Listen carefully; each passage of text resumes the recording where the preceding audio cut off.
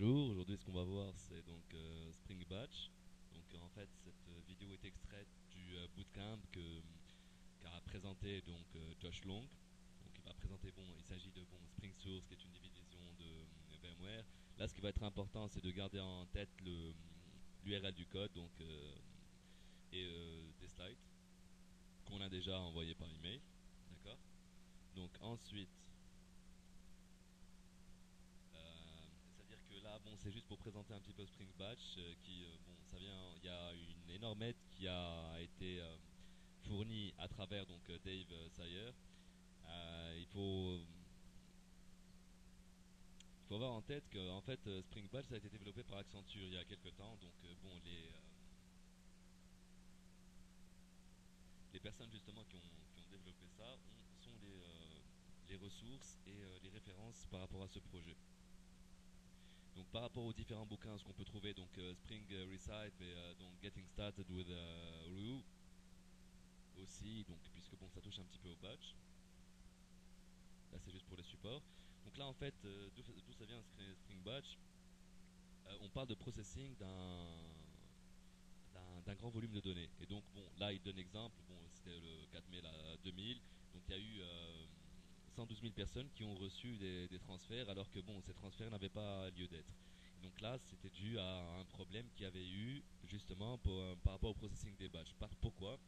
Parce que les batchs en fait sont un processus qui peut être lourd, qui peut être difficile à gérer, et d'où justement l'apparition de Spring Batch. Il faut bien comprendre en fait le contexte pour justement aboutir à ce qu'on va voir par la suite. Donc là par rapport à l'introduction, donc bon c'était l'introduction à Spring Batch, on va voir les concepts, les spécificités et bon la démo par rapport au code. Donc en fait, il y a trois parties par rapport à donc Spring Batch, donc l'architecture et une vue globale du domaine, les applications donc si vous voulez un getting started par rapport à Spring Batch et bon chunk oriented processing, on va voir ça justement par la suite au niveau des slides. Voilà. Donc on va commencer par l'architecture et une vue globale du domaine. Donc en fait, on a trois parties. Donc on a notre application, d'accord. Si vous voulez, là c'est le cœur de Batch. Et quand on dit le cœur de batch, c'est-à-dire que notre application va communiquer avec le batch via des API. Donc on va utiliser bon, les API, donc ça peut être des plugins, des plugins Java, ça va être des points jar qu'on va rajouter, etc., qui sont spécifiques à Spring Batch. Donc ensuite on a notre environnement d'exécution, d'accord.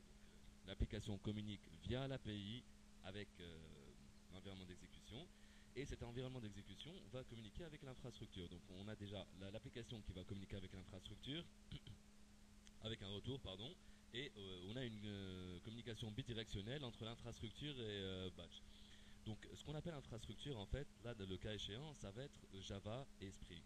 Donc c'est ça ce qu'on veut dire. C'est-à-dire qu'on peut utiliser aussi les batchs pour plusieurs autres environnements de développement. Et le cas échéant, ce qu'on veut faire, c'est l'utiliser justement avec Java et donc avec Spring. Surtout que vous allez utiliser des swings, donc c'est justement l'objectif. Donc voilà, c'est ce qu'on disait. Donc là, c'est le processus métier. Donc, comme on avait vu par rapport aux différents packages, donc ce qu'on peut avoir aussi, bon, notre partie service, etc. La partie DAO pour avoir juste le squeletton. Mais bon, après, ce qui va être, on va faire le process de la chose via Spring Batch. D'accord. Donc là, justement, on a nos jobs, nos étapes, les partitions, les états, etc. Là, ce sont des attributs de Spring Batch. Ensuite, ce qu'on a par rapport à l'infrastructure, donc l'aspect transactionnel en input-output. Ce qu'on va voir d'ailleurs par la suite, ce sont les item reader, item writer, etc. pour avoir en input des données, en output. Donc l'exemple le plus courant, surtout sur les sites de Spring Source, c'est l'exemple de processing d'un fichier CSV avec des séparateurs, etc. Voilà. Donc, ce qu'on va voir aussi par la suite, c'est qu'on a on a la classe, on va voir les instances. Là, justement, c'est pour expliquer un petit peu. Donc là, comme exemple, donc on a notre application qui va communiquer via l'API avec Batch. Donc là, on est en train de parler Spring Batch.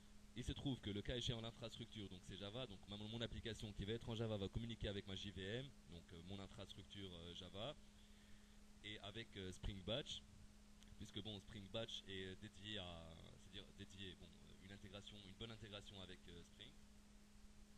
Ensuite, ce qu'on va faire, c'est procéder à l'exécution des jobs, et puis communiquer avec Spring Framework, puisque là, on est en train de développer en Spring. Bon, Spring Batch s'intègre bien avec Spring. D'accord. Donc là, en fait, ce qu'on montre par rapport aux flèches, donc il faut avoir en tête par compilation et configuration. En fait, je vais configurer donc mon environnement d'exécution par rapport à Spring Batch, ok. Et puis ensuite, bon, il faut communiquer. Les différentes parties vont communiquer entre elles, donc via la compilation. Quand on dit compilation, c'est-à-dire que il va y avoir exécution, donc le code va être compilé. Voilà. Là, c'est le diagramme, bon, si vous voulez, de cas d'utilisation de Spring Batch. Donc là, en fait, bon, on a l'utilisateur, on a ce qu'on appelle le job launcher qui va lancer le job. Donc par rapport au job, je peux avoir des paramètres au niveau du job. Donc bon, start, stop, etc. Ensuite, je vais avoir une instance du job, puisque bon, le job, j'ai défini les méthodes, j'ai défini les classes, etc. J'ai implémenté les interfaces héritées des différentes classes. Ensuite, je vais créer une instance de ce job. Là, le job peut être ségrégué en étapes. Donc il y a plusieurs étapes par rapport au job. Ok. Le job va prendre en compte une application. Il va communiquer avec une application. Donc il y aura donc qui va prendre bon, des paramètres ou alors faire certains traitements. Bon. Ce qu'on a aussi, c'est que par rapport aux instances et par rapport aux étapes, donc il y a besoin de persister les données. D'accord. Donc là, on a ce qu'on a, donc notre job, l'instance du job, et puis après l'exécution du job. Là, bon, c'est les exemples, donc end of day job, là c'est le nom. Là, c'est par rapport à ce qui se passe. Donc, par rapport, par exemple, 5, ça doit être mai 2011. Donc là, c'est le premier essai par rapport au job. Voilà, par rapport au justement 5 mai 2011. Donc, ce qu'on a par rapport au job, on avait dit que il pouvait être ségrégué en étapes. Donc j'ai différentes étapes par rapport au job. Et là, ce qu'on peut avoir en tête un petit peu, c'est un diagramme d'activité. C'est-à-dire que bon, si exécution, si bonne exécution. Bon, si par exemple j'ai des lignes vides, je peux créer d'autres étapes. C'est-à-dire passer d'une étape à une autre. Bon, quand on dit diagramme d'activité, bien sûr, au niveau du développement, ça va être des boucles switch, pardon, pas des boucles, mais des switch cases ou alors des conditions if else.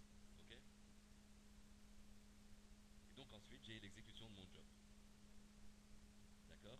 Donc là en fait c'était la première vidéo pour la présentation de Spring Batch. Et bon sur les suivantes on va passer un petit peu à la démo.